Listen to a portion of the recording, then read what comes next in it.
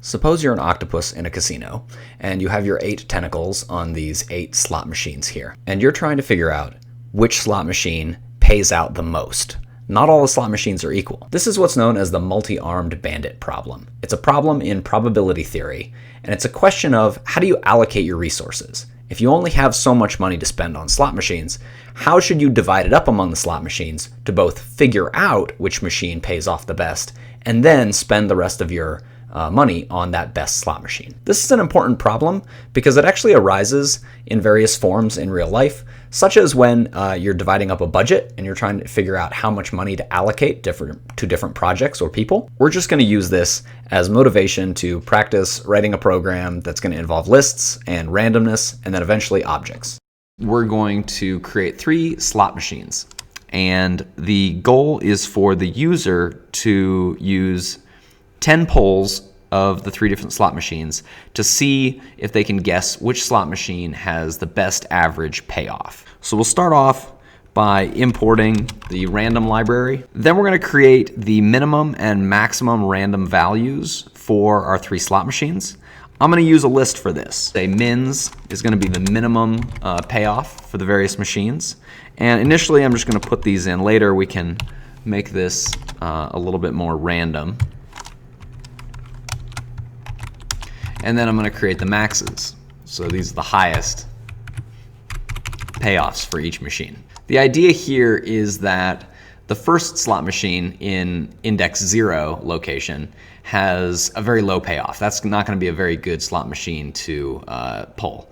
The middle one is going to have the best average payoff at like 8.5. And the last slot machine is going to be almost as good as the middle one, and it's going to have a lot of variance, right? It's going to have really low lows and really high highs. So the next thing I'm going to do is write my main loop, where I'm going to loop around 10 times and get the user's input. I'm going to check to see which machine they pulled, and then I'm going to tell them their payout. So I'm just going to get a random number between mins at index 0 and maxes at index 0. And then I'm going to do a similar thing for the second machine and for the third machine. Finally, I'm going to ask them which machine they thought was the best and see if they can guess right. Notice how I can copy and paste a lot of this code, because there's always these 3 options that I'm using for the 3 different machines. By the way, unindenting a whole block of code, you just select it, and then there's a button up here at the top that will unindent that all with 1 click. Now I do have to change this code, right?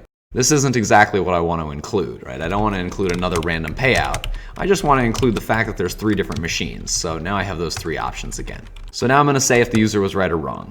So option 1 is a terrible slot machine. It doesn't give very good payouts at all. So the second machine is the best one, so I'll say that.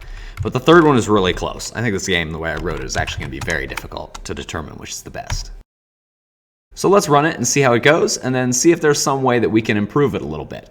We did use lists for the mins and the maxes, and if we hadn't done this, we would have had to create 3 different variables. It would have been like min1 equals 3, min2 equals 7, etc. And then same thing for the maxes. We'd have to say like max1 equals 5, max2 equals 10, max3 equals 15. And that would just be a lot more variables to have to deal with, and so using lists makes it a little bit cleaner. So my first payout was 5 on machine 1. Let's see about machine 2. My payout was 8 on machine 2, so that's really good, better than 5. On machine 3, my payout was 1. Okay, so the second machine really looks like the best. I'm going to go through and pull each one again. I'm pretending I'm naive about what the actual numbers are behind the scenes. All right, so on machine 1, I got a 5 again, the exact same value. Machine 2, I got a 7, so that's still really good. Machine 3, I got a 2. Now, I know that actually machine 3 should occasionally give much better numbers, but I'm not seeing them. So I'm going to just use my last 2 picks on machines 1 and 2. So I get a 4, and then I get an 8. So machine 2 really looks good. I'll do one last pick on machine 3, and it's still very, very low. So 2 gives me an 8 again. 2 really looks like the best one. Oh, I forgot that the last question was which machine is the best, but luckily I answered machine 2, and I was correct. Now, obviously, I knew all the right answers there. Before I go ahead and introduce how objects can help clean up this code, I'm going to make better use of the user's input because I can actually clean up some of the other parts of this a little bit as well. So when I ask the user which machine do they want, and I get a 1, a 2, or a 3, because that's how humans number things. We start with number 1, but the lists start with index 0. Well, what I can do is I can still get this as an integer, their input. So now instead of being a string where I have to compare in quotes, it's actually going to be the number 1 or the number 2 or the number 3. Now that's not going to save me a lot of code. I did get rid of those quotation marks, but that's not a big savings. I had to write in int with the parentheses here. But I can actually delete most of this if, elif, else statement right here if I use user as a number to index into these lists instead of writing 0, 1, and 2 just as the values themselves. This is something in general you want to look out for. I had a professor who used to call numbers that show up in your program magic numbers, and you want to avoid magic numbers because it's harder for people who read your code, or even yourself if you read your own code later on, to understand what you meant. Like, what is the purpose of this 0, this 1, and this 2? Now, it's fairly obvious in a little short program like this, but in a bigger program, it'd be more confusing. So let me show you what I mean. So I'm going to delete all of this. I'm going to delete this if statement. I'm going to unindent this line right here. Instead of 0, now the user typed in 1, 2, or 3. I want 0, 1, or 2. Well, that's fairly easy. All I need to do is say user minus 1 in those parentheses right there. And in fact, it might even be easier to read if I write index equals user minus 1. Obviously now I'm not saving myself as much typing. I have to type in a little bit more. But I think this is very easy to read right here. And this should work exactly the same way that it did before, and I'm going to test that in a second.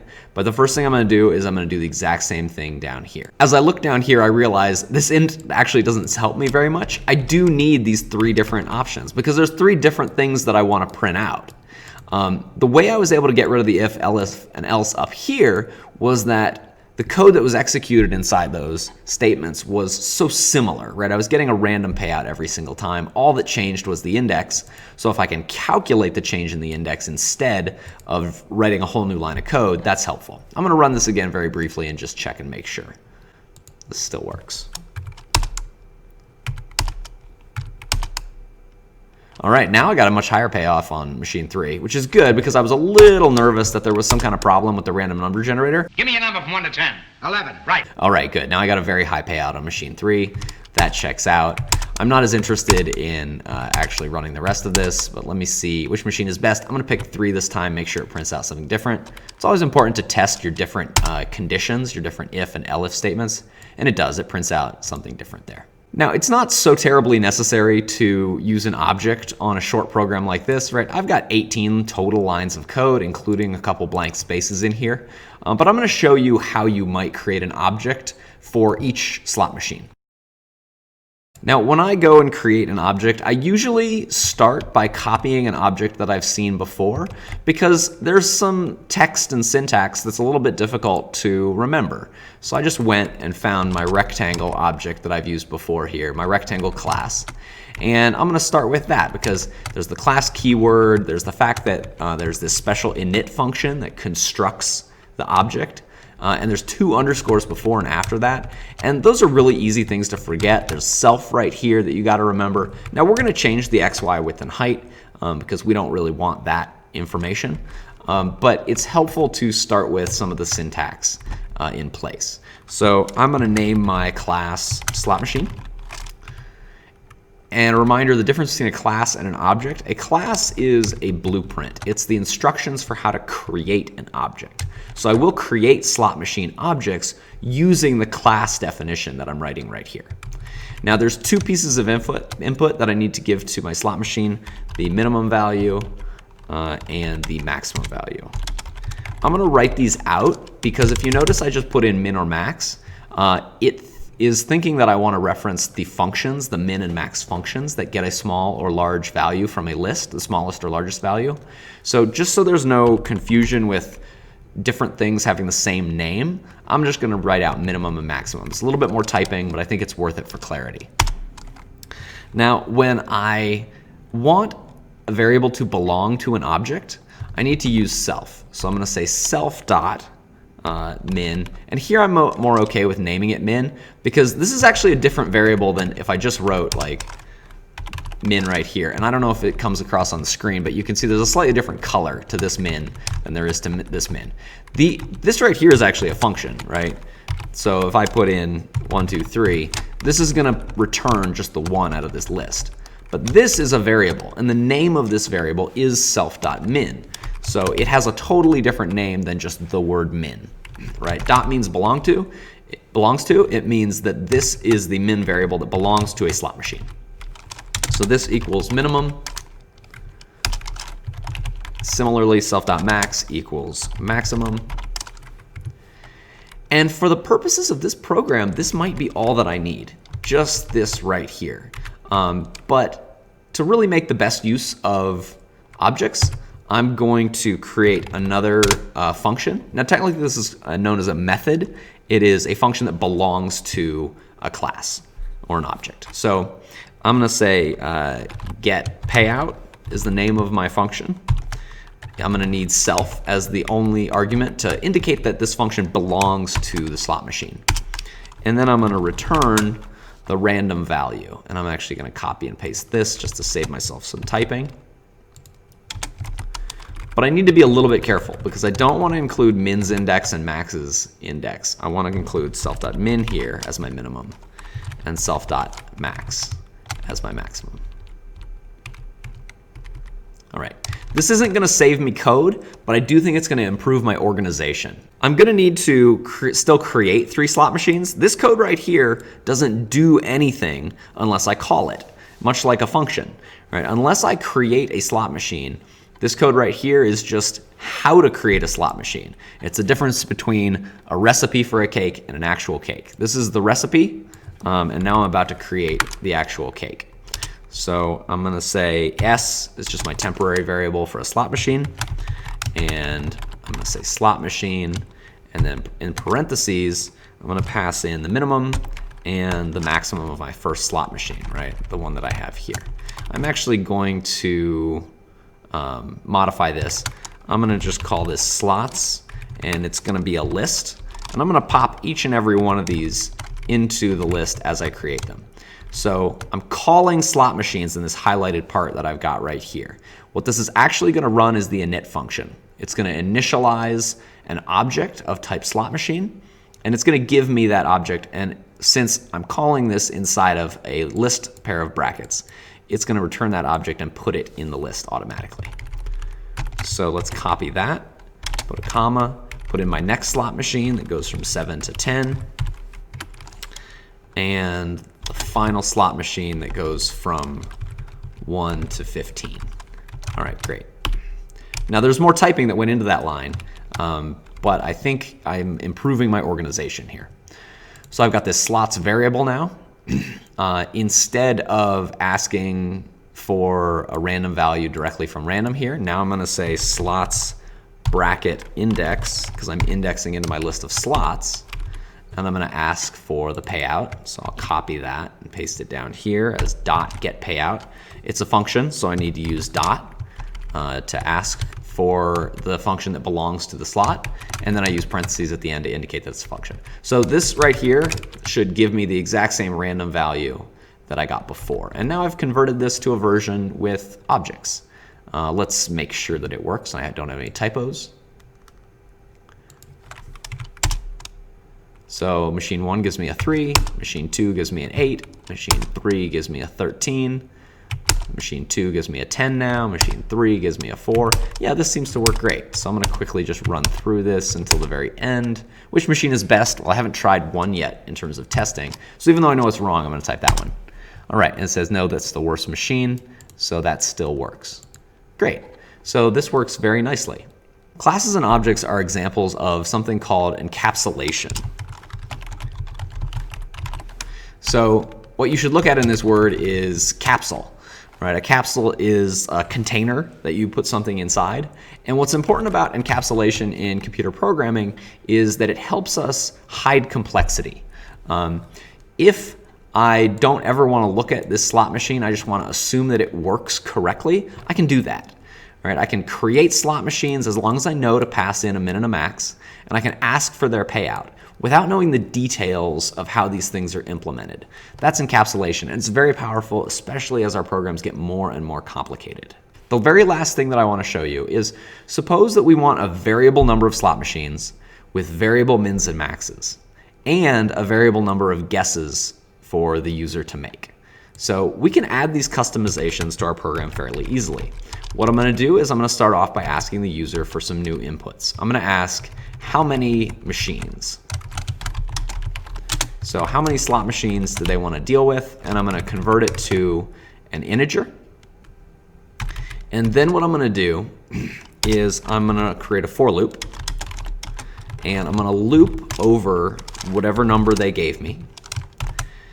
And I'm going to add slot machines to this slots list as I go through the loop. So now, first I have to go back and actually create an empty list of slots.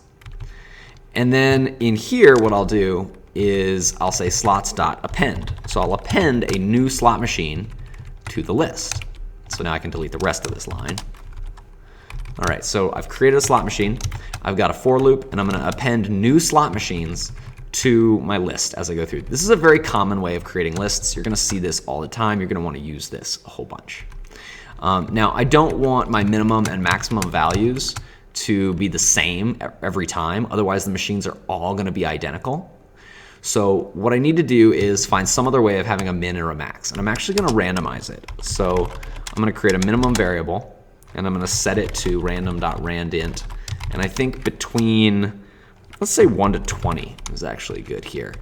And my maximum is going to be between, let's say, 5 and 30. Now, if I just pass these in, so I'll pass the variables in as arguments when I create the slot machine, there's a potential for a problem because randint is going to throw an error if you start with a larger number and then give it a smaller number. It wants the smaller number first and the bigger number second. So I'm going to write a little if statement in here that checks to make sure, or rather it checks if minimum is actually greater than maximum. Then what I'm going to do is I'm going to swap them. So I'm going to create a temporary variable equal to minimum. I'm going to set minimum equal to maximum. And then I'm going to set maximum equal to the temporary variable. So now they're swapped, and now everything should be okay. Now, the next thing I should do is ask the user how many guesses they get. So I'm going to give this a different different variable name. So actually, I'm going to call it guesses count. And the reason it's important for me to rename this is because I'm actually still using the variable named users later on to determine which machine they want to pull. So that's going to get mixed up if I'm using user as the variable to loop on. It's going to change during the loop. I don't want that. I want it to stay the same. So I'm going to create a new variable for how many guesses. And again, I haven't forgotten. I'm still converting it to an integer, which is what I want. Now, this line of code needs to change. There's possibly more than 3 machines. I don't need to change this variable name because I've got another way of figuring out how many machines there are. It's the length of the slots list. So I can use that information to change this line of code. So pull machine, and then I'll say options are 1 through, and then I'll have to add in the length of slots. So len slots is an option. And then I will put my question mark back in. All right, so I can pull machines 1 through slots. I'm still going to use index here and subtract 1. And I'm still ask for slots bracket index and get the payout. So it's nice because this code actually still works just as intended, just as before. Now I'm gonna need to change this, right? Which machine is best? Because now I actually don't know which machine is best. I'm gonna have to calculate that myself. And I'm gonna have to ask this question differently, right? Which machine is best? And then I'll copy the 1 through length of slots because those are still my options. Right, I missed a quotation mark somewhere. No, I changed my type of quotation mark. That's a little dangerous. I should watch out for that. But I think I've fixed it now. I believe that red underline is not actually supposed to be there. No, it is, because I used to have the integer right here, right? I'm actually going to put that back. So I'm getting this, which machine is best, as an integer. All right, and this I'm just going to have to change all of this right here. I'm going to leave that in temporarily, because how am I going to know which machine is best? Now we start to see the power of objects, because I can write a new function in here that's going to tell me what the average payoff is. And by comparing all of my slot machines, I can find out which one is actually the best. And the average is going to be pretty simple. It's just going to be the sum of the minimum and the maximum divided by 2. Now, the code is actually getting more complicated at this point, and it's going to get even more complicated because I'm going to have to write an automatic piece of code here to determine which slot machine is actually the best. But there's no way to avoid this because I'm writing a more complicated program, right? I'm writing one where there's any number of slot machines and there's any number of guesses, and there's randomness in the min payoff and the max payoff. So now I have to figure out which one is best. So I'm going to say best index is, and I'm going to start it off at 0 because I know that's at least one of the slot machines. So this is the best that I've actually seen so far. It's not necessarily the best one in the end. I'm going to update the value of this variable as I go through. And then I'm going to say best payoff. Now I really mean average payoff, but I want to keep my variable names a little bit short. I'm going to start it off at 0. Best payoff, it needs to start low so that I can compare it to the better payoffs and make it better. So then I'm going to say for I in range length of slots. So we're going to loop over each of our slot machines, and we're going to check what their payoff is. So average payoff is what their payoff is. Slots bracket I dot get average. It's not auto-completing for me, so I'm going to go back, scroll up, and just copy the name of this function. It's easy to forget these things, especially as I'm writing quickly here.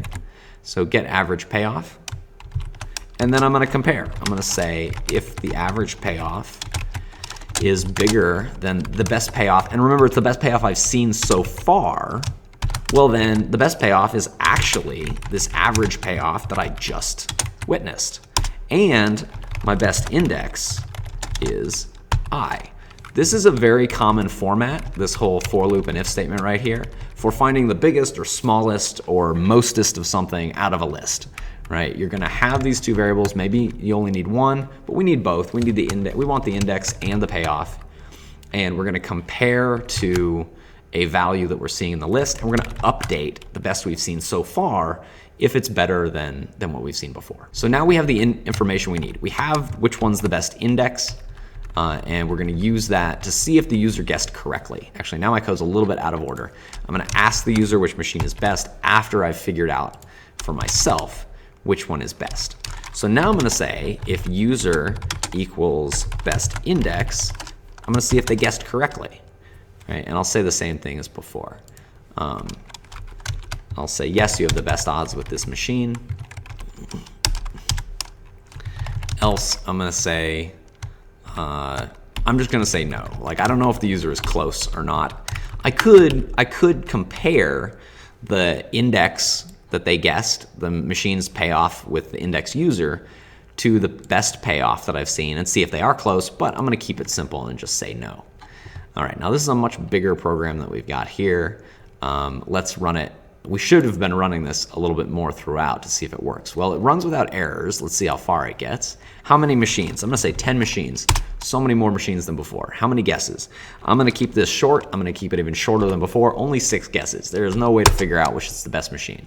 All right, and we do have an error. So let's try and fix this. Let's see what we got here. So type error, raw input takes from 1 to 2 positional arguments, but 4 were given. Oh yeah, I forgot that input doesn't work the same way as print does. Print is perfectly happy with you to separate some things with commas, but input doesn't like that. So we need to put plus signs in, and we need to convert numbers to strings. So that's what I'm gonna do. And I'm gonna have to do this exact same thing where I copied and pasted this input down below. Yeah, when I said which machine is best, I'm gonna have to change this as well. I think that's all I needed to change. So let's run it again and see. How many machines? Again, 10. You're only going to get 6 guesses. There's no way to do this. Should I pull machine 1 through 10? Let's try 10. And I get an 11. Okay, that's fine. Let's try machine 1. I get a 10. Okay, that's also very good. Let's try machine 9. Oh, 18. Okay, machine 9. Looks like I'm going with you. Let's try number 8. 24. Okay, machine 8. Working out really well. 20. 16. Which machine is the best? Well, 8 gave me the best result, so let's try that one and see. Nope, it's not 8. I don't know which one it is. I could probably put in some more print statements to see what all the machine payoffs are and do some more testing, but I think this is a good place to stop. So recap. I created this slot machine object, and I hope that you saw some of the benefit of this when I needed to add getting some information about the best payoff. I was able to do that very easily. Just a quick little addition of a function right here. And then that let me call this function. And as soon as I was happy with the details of the function, I didn't have to worry about them ever again. And that's encapsulation, where I hide details inside a little capsule. And a class is a perfect place to hide those little details. Just in terms of organization, sometimes it's better to put some spaces between your functions here. But I'm really trying to emphasize that this is separate. This class is separate from the code that follows. So I want to make it a dense little nugget of code right there. I asked the user how many machines. I use this loop to fill in the machines in the slots list. This is a super common thing to do, right? I create my min and my max. There's an extra little step here where I need to make sure that my minimum is actually less than my maximum. And then what I do is I append a new slot machine to my list. And this is a super common way to put items in a list. I ask the user how many guesses they want, and then I run the exact same code that I had in like my second draft of this program, where I'm just printing out payouts and asking for new inputs. I determine which machine is actually the best, and I need to do this in an automatic fashion because of the randomization that I added, I don't actually know anymore. Randomization can be a really difficult thing to debug and deal with, so it's best to add as late in the process as possible. If you can do things without randomization first, that's probably better. This is also a very common block of code or something similar to it, where you're looping over a list. You are keeping track of the best or most or least of something that you've seen so far. You're comparing to what you're seeing now, and you're updating the extreme value, in this case the best so far, as you go through. And then finally we just ask them which machine is the best and see if they guessed correctly.